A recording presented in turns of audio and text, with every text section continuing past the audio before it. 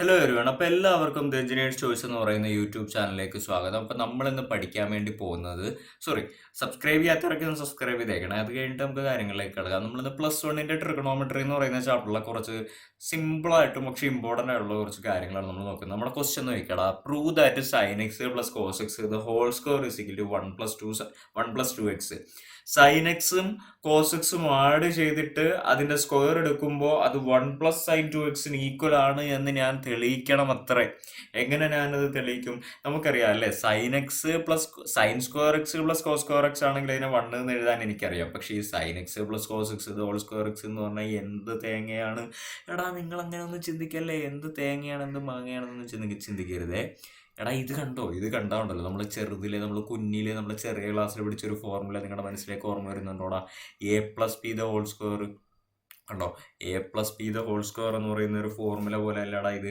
എയുടെ സ്ഥാനത്ത് സൈൻ എക്സും ബിയുടെ സ്ഥാനത്ത് കോസ് എക്സും ആണെന്നല്ലേടാ ഉള്ളൂ. A+B ദ ഹോൾ സ്ക്വയർ എന്ന് പറഞ്ഞാൽ എന്താടാ?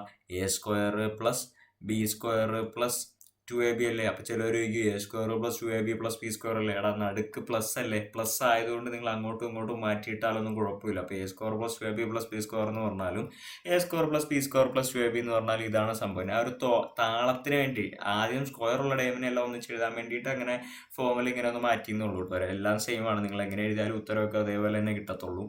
ഓക്കെ. അപ്പൊ എന്താണടാ, നമുക്ക് ആ ഒരു ഫോർമുല ഇവിടെ എടുത്താലോ? അപ്പൊ ഇവിടെ എന്താണടാ?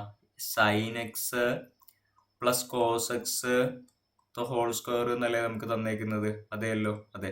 അപ്പോൾ എയുടെ സ്ഥാനത്ത് സൈൻ എക്സ്, ബിയുടെ സ്ഥാനത്ത് കോസ് എക്സ്. അപ്പോൾ എന്തൂരൂടാ? A² എന്ന് പറയുമ്പോൾ എന്തൂരൂടാ? Sign square X.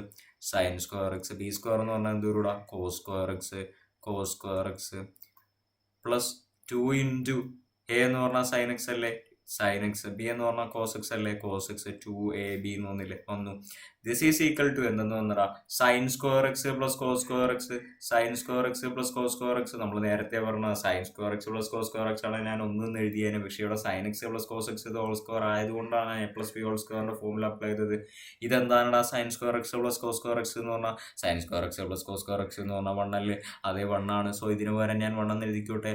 1 + 2 sin x cos x 2 sin x cos x. ഇപ്പൊ 1 വന്നിട്ടുണ്ട്. പക്ഷെ ഇവിടെ നോക്കിയാൽ 2 sin എക്സ് കോസ് എക്സ്. എടാ, എൻ്റെ പൊന്നുമക്കളെ, നിങ്ങൾ മറക്കല്ലേടാ. സൈൻ 2x എന്ന് പറഞ്ഞാൽ 2 sin എക്സ് കോസ് എക്സ് ആണ്. 2 sin എക്സ് കോസ് എക്സ് ആണ്. ഇത് മറക്കല്ലേ. ഇത് മറന്നാൽ ആകപ്പാടെ പണിയാകും. നിങ്ങൾ ഒരുപാട് ഫോർമുലാസ് നിങ്ങൾ ട്രിഗണോമെട്രിയിൽ പഠിക്കുന്നുണ്ട്. ആ ഫോർമുലകളൊന്നും നിങ്ങളൊന്ന് മറന്നു പോകരുത്. വളരെ ഇമ്പോർട്ടൻ്റ് ആണ്. 2 sin എക്സ് കോസ് എക്സ് എന്ന് പറഞ്ഞാൽ സൈൻ 2x ആണ്. എടാ, 2 sin എക്സ് കോസ് എക്സ് എന്ന് പറഞ്ഞാൽ സൈൻ 2x ആണ്. അപ്പം അതിന് പകരം ഞാൻ സൈൻ 2x എന്നിട്ട് കൊടുക്കുകയാണ്. സൈൻ 2x എന്ന് ഞാൻ ഇട്ട് കൊടുക്കുകയാണ്. ഇതല്ലേടാ നമുക്ക് പ്രൂവ് ചെയ്യേണ്ടത്. അടിയിൽ എഴുതി വെച്ചോടാ, ഹെൻസ് പ്രൂവ്ഡ് എന്നും കൂടെ അങ്ങ് എഴുതി വെച്ചാൽ കിട്ടിയില്ലേ മാർക്ക്. പിന്നെന്താ പ്രശ്നം? കാര്യം കഴിഞ്ഞു. അപ്പോൾ ഇന്നത്തെ വീഡിയോ, അതായത് ഈ ക്വസ്റ്റ്യൻ്റെ വീഡിയോ നമ്മൾ ഇവിടെ കൊണ്ട് അവസാനിപ്പിക്കുകയാണ്. Thank you everyone. സബ്സ്ക്രൈബ് ചെയ്യാത്തവരൊക്കെ സബ്സ്ക്രൈബ് ചെയ്യണേ.